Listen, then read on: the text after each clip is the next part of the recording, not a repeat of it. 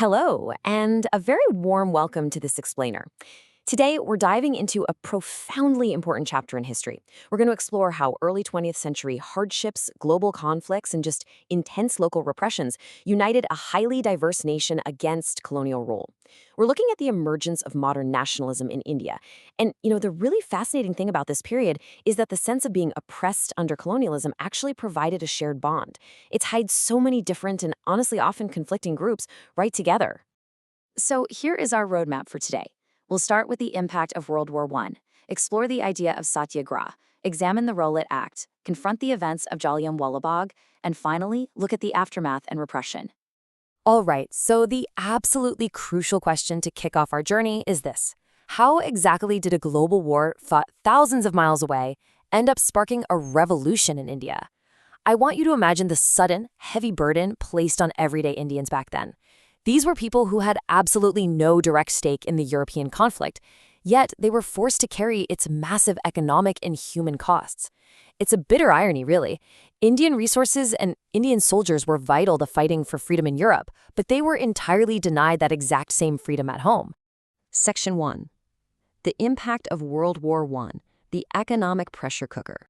So the British colonial state experienced this massive increase in defense expenditure during the war. And, well, they financed it by squeezing the colonies. They introduced new income taxes, they raised customs duties, and prices literally doubled between 1913 and 1918. Doubled. You can imagine the extreme hardship this caused for common people. And it wasn't just about money either. The colonial state actually forced people in villages to join the army. This forced recruitment triggered widespread, intense anger across rural areas. And then, as if the economic squeeze and forced drafting weren't enough, nature took a huge toll. Massive crop failure struck in 1918 to 1919, and again in 1920 to 21, causing devastating food shortages. 12 to 13 million people. That is the devastating number of people who perished, according to the 1921 census. Just let that sink in for a second. This immense loss of life was the combined result of the famines we just talked about and a sweeping influenza epidemic. People had desperately hoped their hardships would finally end after the war. But that relief, it never came. The suffering only deepened. Which brings us to Section 2, the idea of satyagraha, a new mode of struggle.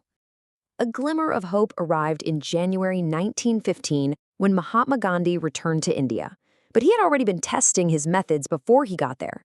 Back in 1913, he successfully led thousands of Indian workers in South Africa, marching against a racist regime that denied rights to non-whites. He proved, right there on the ground, that a novel method of mass agitation could actually work against deeply entrenched power. So what exactly was this method? Satyagraha. It wasn't just a physical protest. It was a completely novel method of mass agitation that emphasized the sheer power of truth and the need to actively search for it. The core idea was that if your cause was true and your struggle was against injustice, then physical force just wasn't necessary to fight the oppressor. It gave this incredibly diverse and oppressed population a shared, nonviolent bond they could all rally behind. Mahatma Gandhi articulated this beautifully. He said, "The hundreds of millions in India can never carry arms. They have made the religion of nonviolence their own."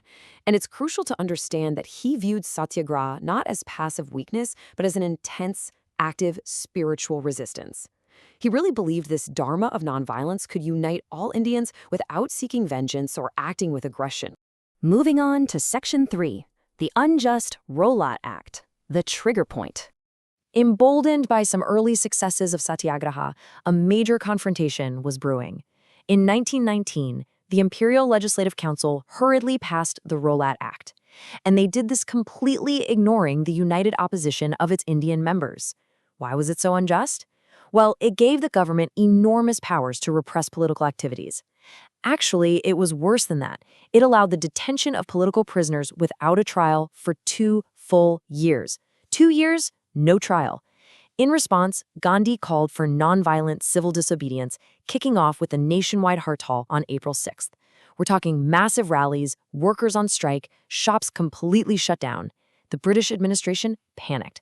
They were terrified of this popular upsurge, so they clamped down hard.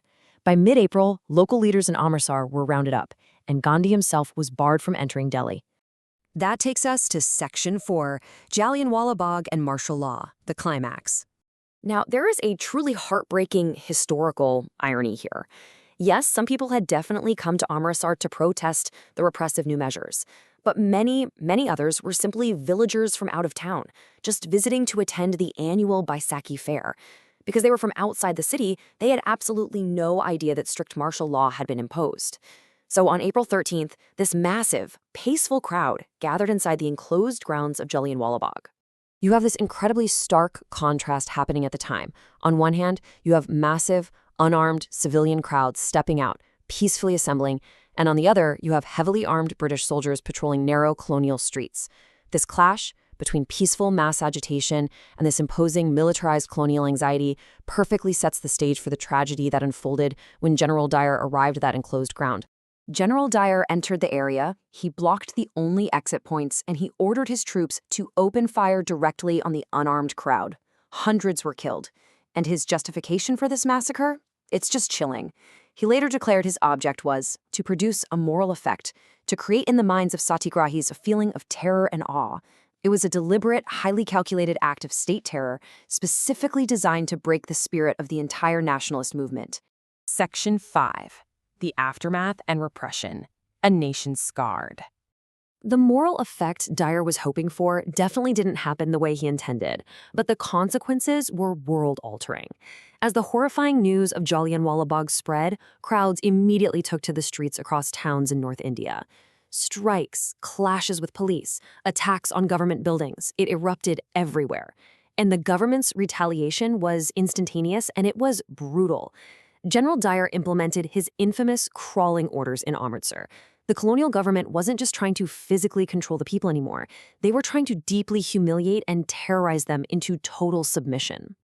The level of humiliation they inflicted was staggering. Peaceful satyagrahis were forced to literally rub their noses on the ground. They were forced to crawl on their bellies through the streets and forced to salute all British officers. Public floggings became common. The violence even escalated to the point where villages, like those around Gujarwala and Punjab, were literally bombed from the air. Seeing this horrific violence spreading so rapidly, Mahatma Gandhi made the incredibly difficult decision to call off the Ralit Satyagraha movement. The movement was called off, for sure, but the nation was forever changed. So we're left to ask, how did this profound trauma and brutal repression permanently shift the goalposts of the Indian national movement? The events of 1919 proved once and for all that isolated protests were simply no longer enough. The illusion of a benevolent colonial ruler completely shattered. This era catalyzed the realization that for true freedom, the fractured communities of India had to forge a much larger, deeply united struggle. The very seeds for full independence, for Purna Swaraj, were sown right in the ashes of this trauma. Thank you so much for joining me for this explainer. Until next time, keep questioning and keep learning.